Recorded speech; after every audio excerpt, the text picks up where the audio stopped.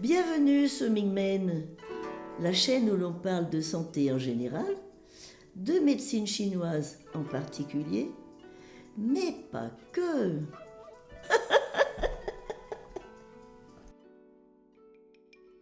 Bonjour, bienvenue dans ce nouvel épisode de Mingmen, les secrets de la porte de la vie.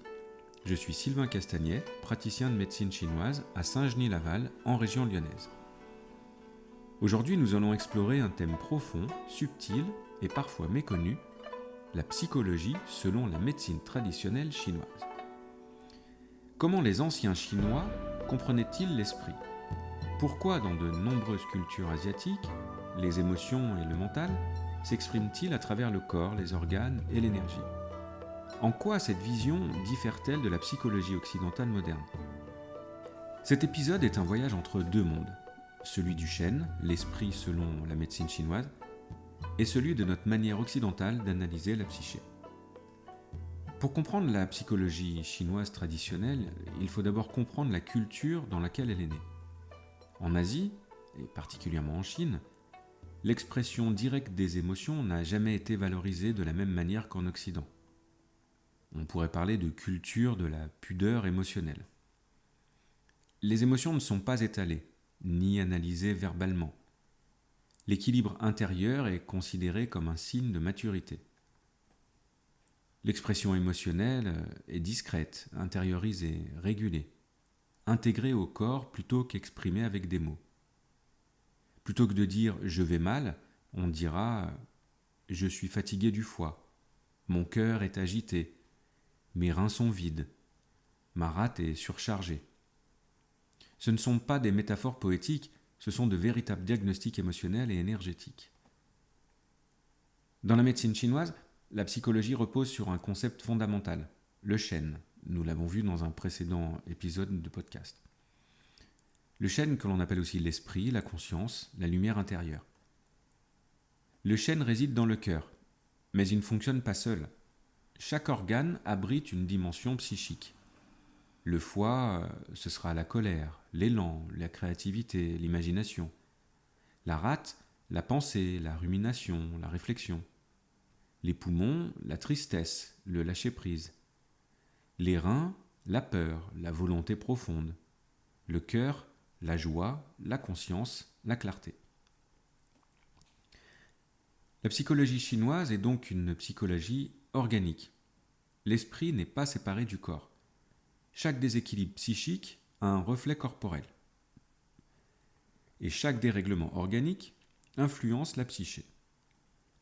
En Occident, la psychologie est majoritairement cérébrale. En Chine, elle est somato-énergétique. La différence entre les deux approches est immense. L'Occident analyse l'esprit comme une entité mentale, faite d'émotions, de cognitions, de comportements, souvent distinctes du corps. La médecine chinoise, elle, voit l'esprit comme une énergie, une fonction physiologique, un mouvement vivant, un reflet de l'équilibre ou du déséquilibre des organes. Le résultat, c'est que l'expression psychique passe par le corps. Là où un occidental dira « je suis anxieux », un chinois dira peut-être « mon cœur s'agite ». Un occidental dira « je suis perdu, j'ai peur de l'avenir ». En médecine chinoise, cela devient « les reins manquent de force ». Un occidental dira « je me sens envahi par mes pensées ». La médecine chinoise répondra « la rate est surchargée ». Ce n'est pas juste un langage différent, c'est une manière différente de concevoir l'être humain. En médecine chinoise, lorsqu'une personne souffre psychologiquement, on ne commence pas par analyser son histoire. On commence par sentir son qi, écouter la respiration, observer le teint, palper les pouls, regarder la langue. Parce que selon cette vision, la psyché est le reflet du corps énergétique.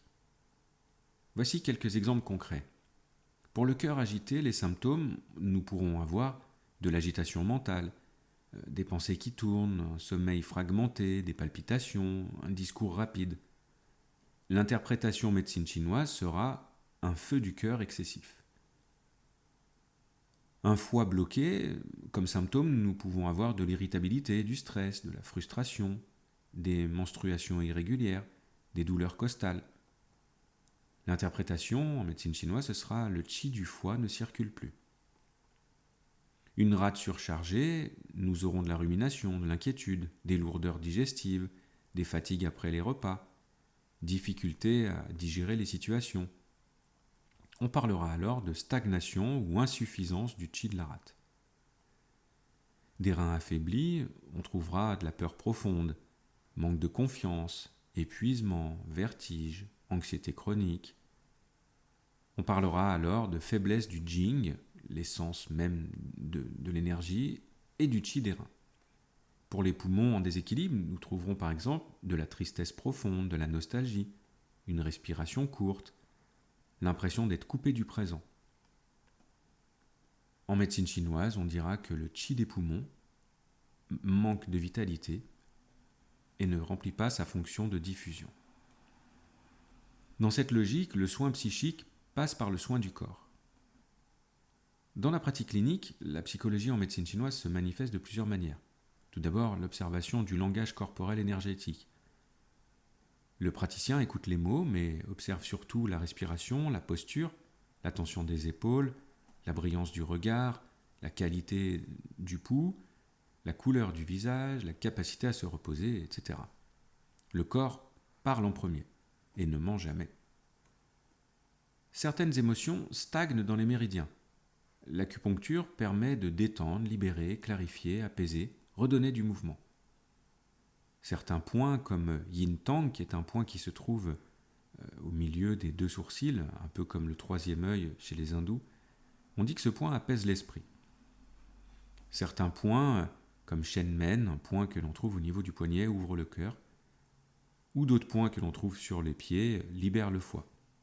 Vous retrouvez ces points dans mon e-book que vous pouvez télécharger gratuitement, soit sur mon site, soit dans les descriptions que l'on trouve sur ma page podcast de Arte Radio.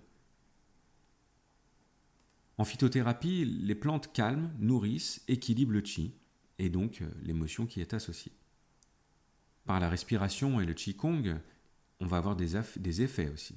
Dans la psychologie chinoise, le souffle est un outil essentiel. Il relâche les tensions de l'émotion et crée un espace intérieur. On peut utiliser aussi la diététique. Chaque émotion utilise un organe. Chaque organe dépend d'une alimentation adaptée.